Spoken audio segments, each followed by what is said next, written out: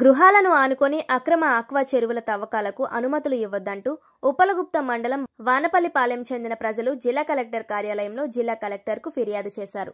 ఉప్పలగుప్తం మండలం వానపల్లిపాలెం, మంగయ్యపేట, తాత చెరువు, ఎల్లై గురువు, బొంతువారిపాలెం ప్రజలు అధిక సంఖ్యలో కలెక్టరేట్కు చేరుకొని కలెక్టర్ గ్రీవియన్స్లో అక్రమ చెరువుల తవ్వకాలకు అనుమతులు ఇవ్వొద్దంటూ, తమ గ్రామాలను ఆక్వాజోన్ పరిధిలోకి తీసుకురావద్దంటూ వేడుకొన్నారు.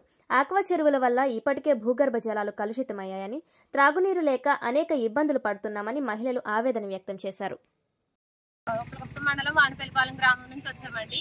అయితే ఫస్ట్ మేజర్ మా హౌస్ లో ఉన్న ఏరియాలో పై ఏరియా అంతా కూడా చెరువులకి తీసుకోవడానికి పెద్ద పెద్ద భూస్వాములు ఉన్నారండి.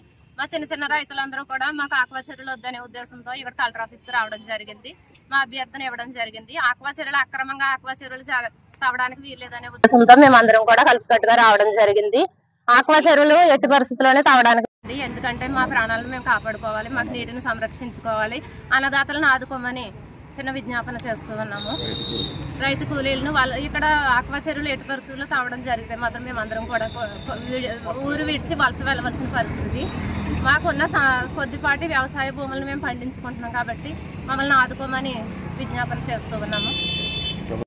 వానపల్లిపాలెం గ్రామ పంచాయతీ, వానపల్లిపాలెం ఏరియా, బొంతువారిపాలెం నుంచి వచ్చాము.